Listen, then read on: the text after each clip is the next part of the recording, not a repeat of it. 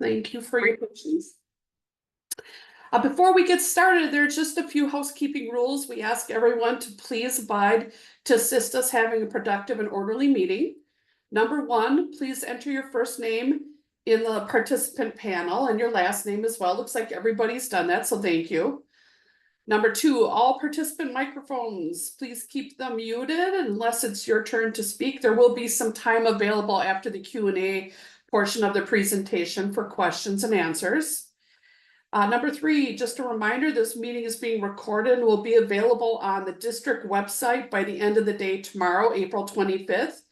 And with that, let's have a great meeting, and thanks everyone for attending tonight's meeting. I just wanted to point out one last thing. In chat, there are a couple of resources available to everyone, which is a link to the Road Construction Survival Guide and also a link to the Highland Project, which Rachel will be mentioning in just a moment. So with that, I'm going to turn it over to your project manager, Rachel Field. Thank you. Thanks, Janelle. As Janelle mentioned, I'm the project engineer with the Madison Metropolitan Sewage District, responsible for the West Interceptor Segoe Road to Shorewood Boulevard project.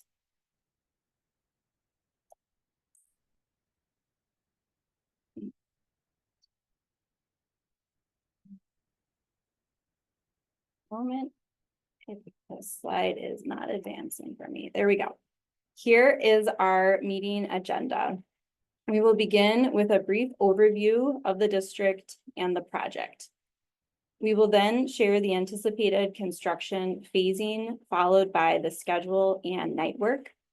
That will lead us into what the public can expect in terms of traffic impacts, lane closures, detours, etc., and sanitary sewer service. We will conclude with sharing construction resources before questions at the end. Let's get started. The district's wastewater collection system is designed and built to convey and collect wastewater from homes, businesses, and industries in our service area to the Nine Springs wastewater treatment plant in South Madison. We collect wastewater from 24 communities in Dane County, serving over 435,000 people. We operate 150 miles of pipe, shown in black in the map here, and we direct these flows to our wastewater treatment plant. The existing West Interceptor sewer that I am here to talk about today is in the city of Madison and the village of Shorewood Hills, depicted by the yellow star on the map. Here is a close-up of the project area. The project is located approximately between Segoe Road to the west and Shorewood Boulevard to the east. The project takes place primarily on University Avenue, but on some side streets as well. The pipe to be rehabilitated is shown in yellow on the map. This sewer serves multiple communities. It was installed in 1932 and is primarily the original vitrified clay pipe and ranges from 12 to 18 inches in diameter. This sewer needs to be rehabilitated due to its condition. Along this stretch, we have already needed to complete emergency repairs, which are shown here in pink on the map. Thus, it is time to rehabilitate the entire stretch of pipe. To renew this interceptor, the project will utilize trenchless technologies such as cured in place pipe, CIPP for short, and it will rehabilitate manholes to avoid excavation. This will save time, money, minimize disturbance, and protect the environment while addressing aging infrastructure needs and continuing to deliver reliable sewer service. And for those who are not familiar with cured in place pipe or CIPP, I have a 1-minute video that explains this technology. CIPP is a method used to replace a deteriorated underground pipe without digging it up. In the simplest terms, it is a pipe within a pipe. Here's how it works. A tube made of polyester felt or fiberglass, designed to the appropriate thickness and length for the application, is saturated with resin. This is also referred to as the wet-out process. The resin-saturated tube is then installed into the existing deteriorated pipe by inverting the tube into position using water or air pressure, or by pulling the tube into place and inflating it. Once in place, the tube is cured or hardened under pressure by using either heat in the form of hot water or steam, or by using ultraviolet light. So hopefully that video provides you with a little more background on the sewer rehabilitation.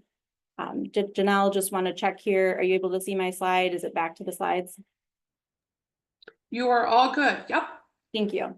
As you can get a sense by this photo, this work includes traffic control, cleaning and televising, and sanitary sewage bypass pumping, and ancillary work activities. This work generally closes one lane of traffic, usually just enough space for the trucks and equipment to park.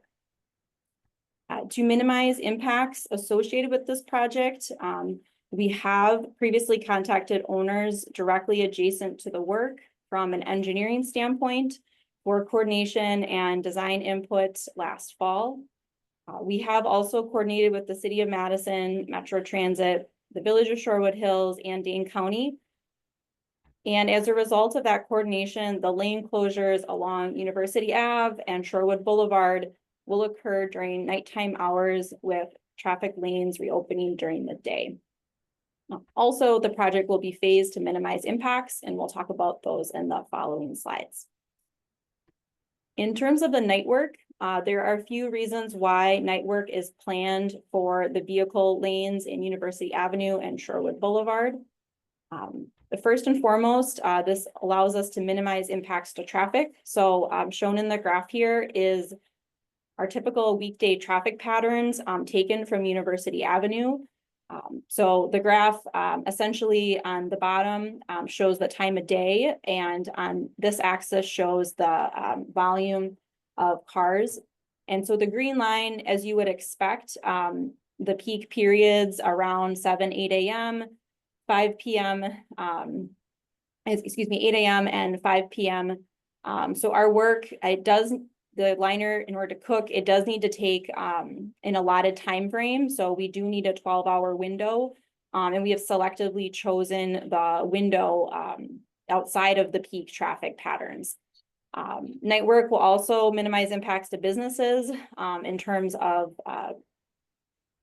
not disrupting customer hours to the extent possible. Night work will also help us in terms of minimizing water and sewer use impacts for adjacent properties, and finally assist the contractor when the sewer flows are just naturally lower. So in terms of the phasing, this project will be phased in 8 phases. 1 phase to occur at a time along University Ave and Shorewood Boulevard. Along University Ave, there are 6 phases total, approximately 700-foot stretches or less.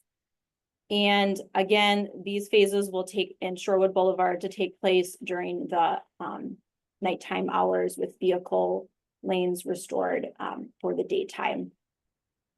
And the work along University Avenue will be mostly restricted to the westbound lanes. Shorewood Boulevard restricted to the southbound lanes. Additionally, driveway, sidewalk, and bike lane closures will be necessary for select time periods for this project. So here is the anticipated project timeline according to each phase. And I do want to state that the schedule is subject to change. There are 8 phases of this project.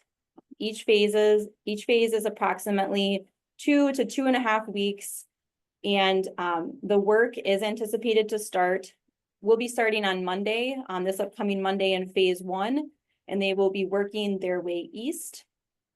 The work on University Ave is anticipated to start after Memorial Day with phase 3 here. And the phase 8, the last phase, is planned for completion in mid-August. And as we talked about, the night work is generally planned for University and Shorewood Boulevard. Those hours will occur between 7 p.m. and to 7 a.m. with select areas between 8 p.m. and 8 a.m. In terms of traffic impacts, here is a map of lane closures that we anticipate with this project. Please note all phases and our pre-construction work are shown on this map. These closures will not be occurring concurrently, rather phased as previously shown. Closures planned for off hours are listed in bold on the table here. And please note, these closures are a single lane closure, except for Shorewood Boulevard, which I'll be talking about next. Due to the access needed on Shorewood Boulevard, a vehicle detour will be in place for southbound traffic only. This detour will be in place during the nighttime working hours. The detour will route southbound vehicles to Tally Ho and Western Lane. This detour is only anticipated for a few weeks. Notification on when this detour will be in effect will be posted on our website 2 weeks prior. And I do want to add, we have taken lessons learned from last year's Tally Ho and Western detour and made improvements in the design of the detour. We also will be providing door hangers to adjacent residents on Tally Ho and Western a few days prior to the detour to give them another reminder of a heads up. In terms of detours, we are anticipating a truck detour. There are manholes located in the intersection of University Ave and Midvale Boulevard that will restrict truck movements when our work is occurring. During this time, a truck detour will be in effect, routing northbound trucks to Mineral Point and Whitney Way. Again, notification of this detour will be in effect on our website 2 weeks prior. During select phases, as we approach Shorewood Boulevard, a bike detour will be in effect, routing westbound bike traffic to Shorewood Boulevard, Locust Drive, and Rose Place. Again, the best place you can find out about this is our website. This information as well will be shared with local biking organizations as we get closer to the work. And finally, in terms of detours, some of the work will take place in sidewalks or crosswalks. During select phases, pedestrian detours will be in effect. These may vary by phase. They will be posted on our website. And here's an example of one. Here's a screenshot from our website listing the upcoming work and also highlighting the pedestrian detour, in which you can click on a link and get a map of the detour that you're able to share. For this project, there will be times and locations that we need to interrupt sanitary sewer service. We have tried to minimize these as much as possible with this work occurring on off hours and planning for bypass cleanouts for high flow properties. However, in some cases, primarily for residential homes, service interruptions will still be necessary. During these interruptions, the property owner should not use water or sanitary service. Property owners will receive 2 notifications prior to the work occurring and should expect a service interruption up to 12 hours.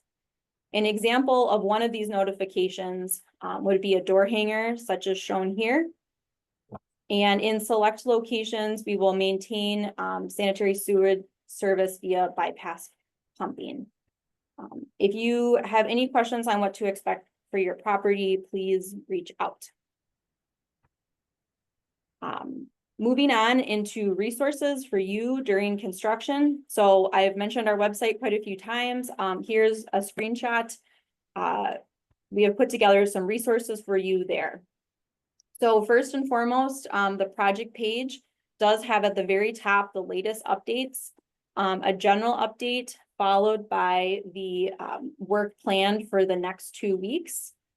And you can sign up for updates. I highly encourage you to do this. Every time that we update this of substance, you will get a notification that alerts you so you can be in the know as we go. And we understand, in talking to property owners along this stretch, that there has been multiple, projects along University Avenue. The good news is that for this project, it will use trenchless technology and is phased to have minimal impact on our businesses.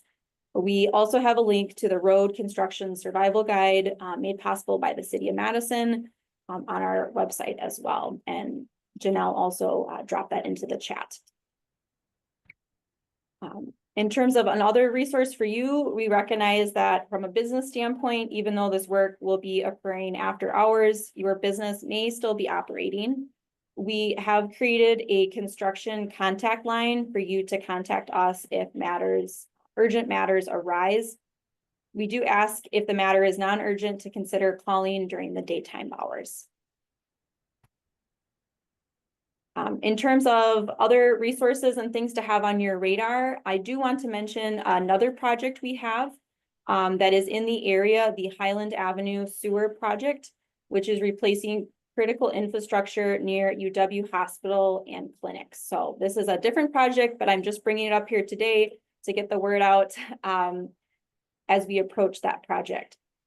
This project, this Highland project requires phased closure of on and off ramps at University Avenue, Campus Drive, and Highland Avenue.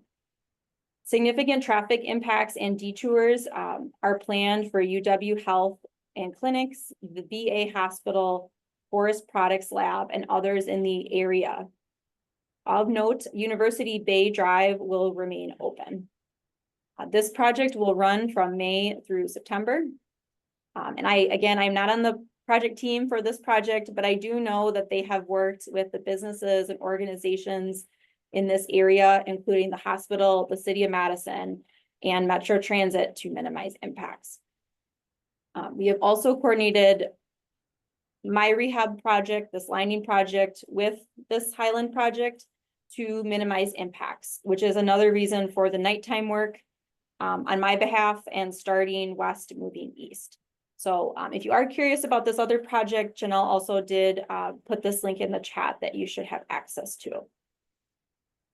With that, I just want to thank you for your time.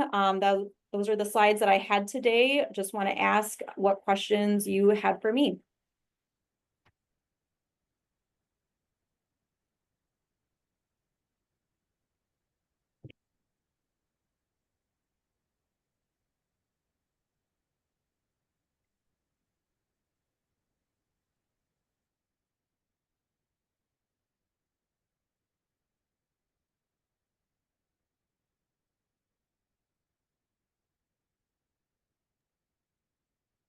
Hi, Rachel. I see that there is a question or a comment in chat, so I'll go ahead and state that. It does say, please use extra signage on University Avenue to keep the employees safe.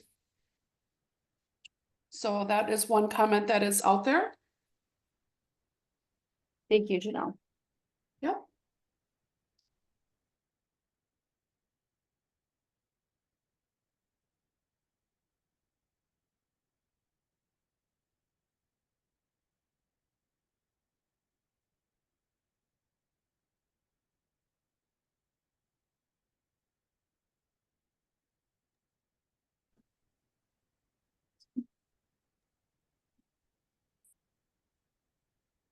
Just double checking if there are any other folks that would like to speak. Please feel free, go ahead. I just wondered if the information about the signups for alerts, would those alerts be coming out on text or email, or, and then could, on the door hangers that come to us, could the sign up for those be sent out to the residents? Because I feel like otherwise that means that we have to actively go and look up the website, and that's more difficult for a lot of the residents who aren't on this call right now. They won't know that that's an option. Sure. So your two questions in terms of the updates. So you will receive an email. You sign up with your email and then it will come to your inbox. So it's not a text, it's via email. Okay, And then in terms of the door hangers, are you on Tally Ho and Western by any I chance? am on Tally Ho, yeah. Okay, sure. So your request is to with the door hangers, just have it be very clear, like want updates, go to this website on the project. Sure, yeah, that's definitely doable. Yeah, To because follow it up. I otherwise it's word of mouth, and it's really difficult to know what's going on, or who, you know, if we have to contact the village, if we have to, you know, where to find information, I think Yeah. is the issue. I mean, certainly the before Christmas, we were in a very non-informed place. And yeah, was not fun. It's really not good. Yeah, Um, I think that's something we can do with that is something we can do with the hangers to make it clear of sign up here, you know, on the very bold on the hanger for updates and really call that out. And yeah, looking to take forward lessons learned on this one. So I appreciate the feedback. yeah, thank you. Lucy, hi, this is Lisa Coleman. I'm the Director of Engineering. I work with Rachel. And I just want to mention one thing with regard to Tally Ho. So the other project that had the previous closure on Shorewood Boulevard, there'll be another one coming up shortly. That's that same project. So hopefully you got the word got out this time. We did get door hangers this time, which was much appreciated, because last time we got nothing. Just and we did get Nixle alerts through the village, but for some reason my Nixle alerts had been switched off, not by me, but I wasn't getting the village alerts. So I found out randomly through Facebook that our street was going to be impacted such a way, and to say I was unhappy is an understatement. Okay, fair enough. Well, I just wanted to make sure you were aware that there's another one coming up. I believe it's in a couple of weeks, so just. It's on Monday. Okay, sounds good. Starts on Monday. You know better than I do then. That's great. Oh, we the signs were put up along the street to say that the parking is that there's no parking on the street, and so we're bracing ourselves.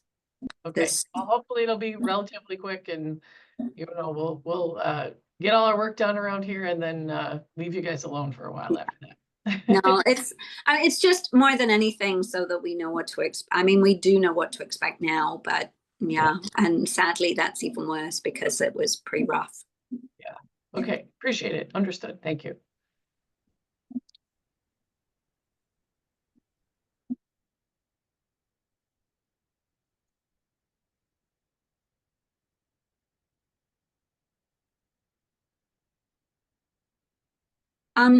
Will we on Tally Ho be affected by the water usage issues at all, or is that more University Avenue? You will not be affected. That would be the stretches that are adjacent. Fantastic. It's useful to know.